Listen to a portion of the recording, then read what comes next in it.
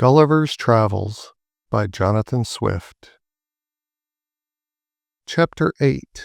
The author, by a lucky accident, finds means to leave Blefuscu, and, after some difficulties, returns safe to his native country. 3 days after my arrival, walking out of curiosity to the northeast coast of the island, I observed, about half a league off in the sea, somewhat that looked like a boat overturned. I pulled off my shoes and stockings, and whaling 200 or 300 yards, I found the object to approach nearer by force of the tide, and then plainly saw it to be a real boat, which I supposed might, by some tempest, have been driven from a ship. Whereupon I returned immediately towards the city, and desired His Imperial Majesty to lend me 20 of the tallest vessels he had left after the loss of his fleet, and 3,000 seamen, under the command of his vice-admiral. This fleet sailed round, while I went back the shortest way to the coast, where I first discovered the boat. I found the tide had driven it still nearer. The seamen were all provided with cordage, which I had beforehand twisted to a sufficient strength. When the ships came up, I stripped myself and waited till I came within 100 yards off the boat, after which I was forced to swim till I got up to it. The seamen threw the end of the cord, which I fastened to a hole in the fore part of the boat, and the other end to a man of war. But I found all my labor to little purpose, for, being out of my depth, I was not able to work. In this necessity, I was forced to swim behind, and push the boat forward as often as I could with one of my hands. And the tide favoring me, I advanced so far that I could just hold up my chin and feet, feel the ground.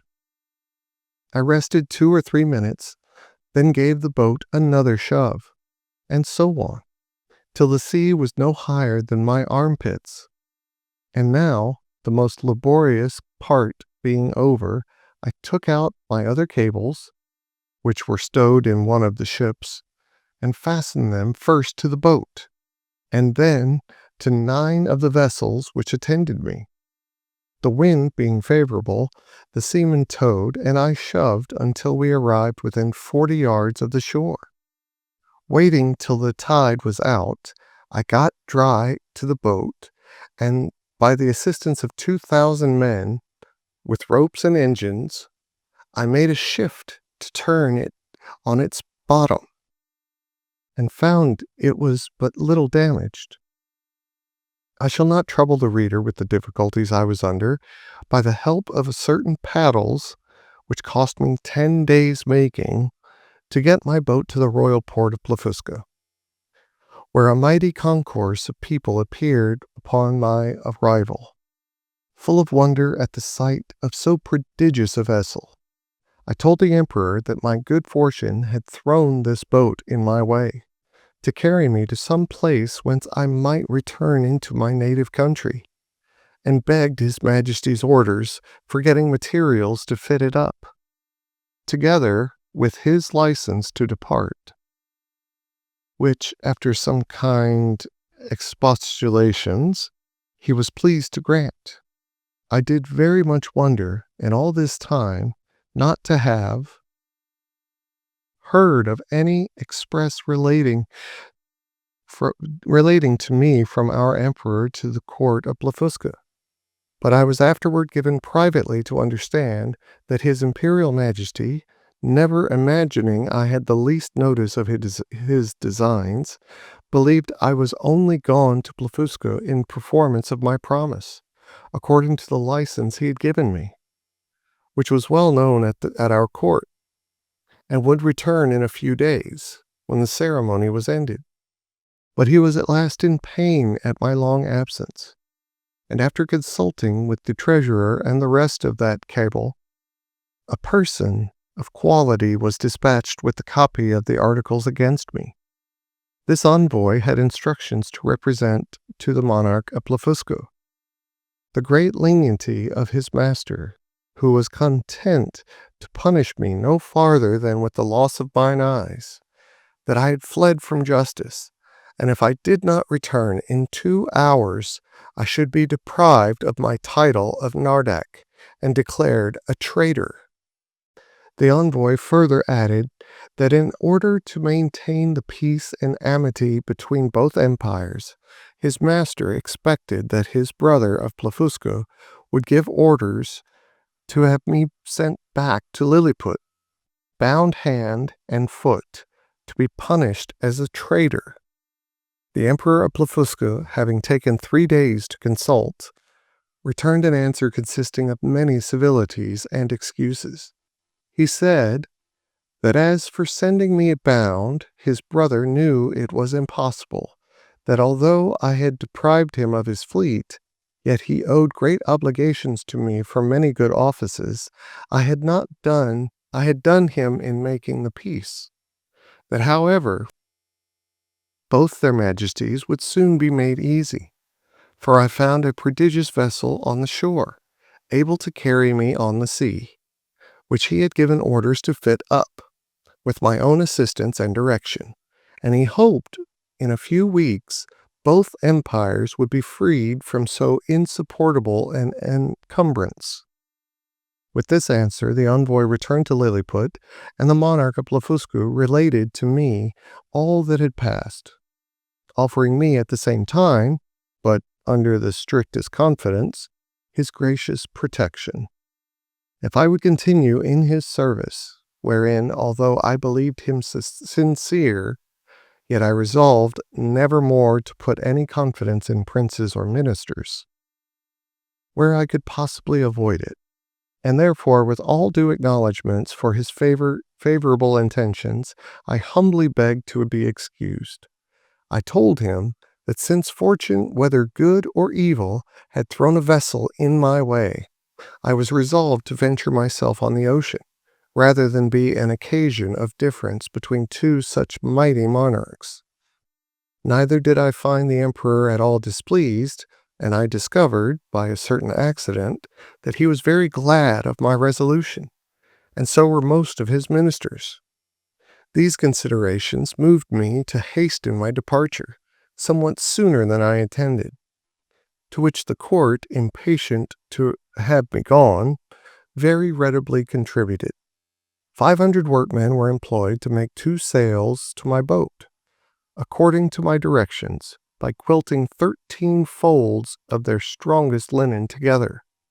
I was at the pains of making ropes and cables, by twisting 10, 20, or 30 of the thickest and strongest of theirs.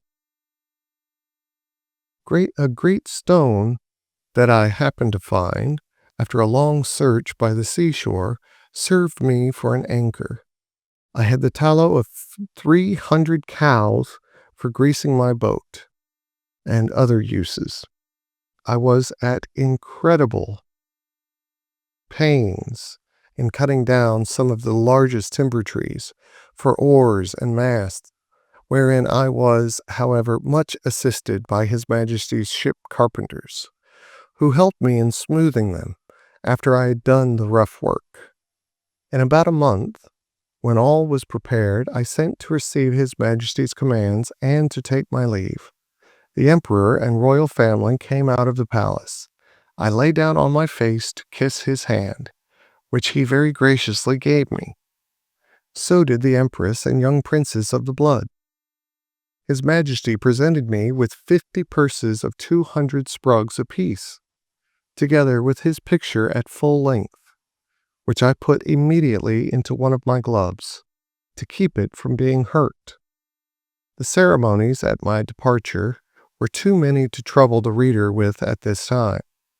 I stored the boat with the carcasses of 100 oxen and 300 sheep, with bread and drink proportionable, and as much meat ready dressed as 400 cooks could provide. I took with me 6 cows and 2 bulls alive, with as many ewes and rams, intending to carry them into my own country and propagate the breed. And to feed them on board, I had a good bundle of hay and a bag of corn. I would gladly have taken a dozen of the natives, but this was a thing the emperor would by no means permit. And besides a diligent search into my pockets, his majesty engaged my honor not to carry away any of his subjects, although with their own consent and desire. Having thus prepared all things as well as I was able, I set sail on the 24th day of September, 1701, at 6 in the morning, and when I had gone about 4 leagues to the northward, the wind being at southeast, at 6 in the evening, I descried a small island about half a league to the northwest. I advanced forward and cast anchor on the lee side of the island, which seemed to be uninhabited. I then took some refreshment and went to my rest. I slept well, and as I conjectured, at least 6 hours, for I found the day broke in 2 hours after I waked. It was a clear night. I ate my breakfast before the sun was up, and heaving anchor, the wind was favorable. I steered the same course that I had done the day before, wherein I was directed by my pocket compass. My intention was to reach, if possible, one of those islands, which I had reason to believe lay to the northeast of Van Diemen's land. I discovered nothing all that day, but upon the next, about 3 in the afternoon, when I had my computation made 24 leagues from Blefuscu, I descried a sail steering to the southeast. My course was due east. I hailed her, but could not answer. Yet I found I gained upon her, for the wind slackened. I made all the sail I could, and in half an hour she spied me, then hung out her ancient and discharged a gun. It is not easy to express the joy I was in, upon the unexpected hope of once more seeing my beloved country, and the dear pledges I left in it. The ship slackened her sails, and I came up with her between 5 and 6 in the evening, September 26th. But my heart leaped within me to see her English colors. I put my cows and sheep into my coat pockets, and I got on board with all my little cargo of provisions. The vessel was an English merchantman, returning from Japan by the North and South Seas. The captain, Mr. John Bidle of Deptford, a very civil man, and an excellent sailor. We were now in the latitude of 30 degrees south. There were about 50 men in the ship, and here I met an old comrade of mine, one Peter Williams, who gave me a good character to the captain. This gentleman treated me with kindness, and desired I would let him know what place I came from last, and whither I was bound, which I did in a few words, but he thought I was raving, and that dangers I underwent had disturbed my head, whereupon I took my black cattle and sheep out of my pocket, which, after great astonishment, clearly convinced him of my veracity.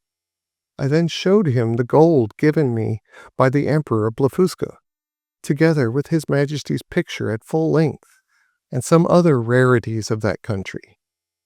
I gave him 2 purses of 200 sprigs each, and promised, when we arrived in England, to make him a present of a cow and a sheep big with young.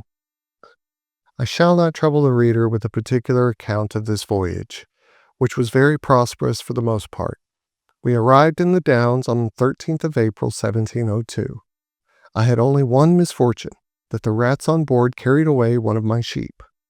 I found her bones in a hole, picked clean from the flesh.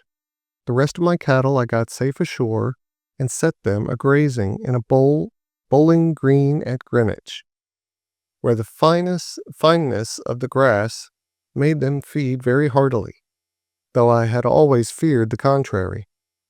Neither could I possibly have preserved them in so long a voyage, if the captain had not allowed me some of his best biscuit, which, rubbed to powder and mingled with water, was their constant food.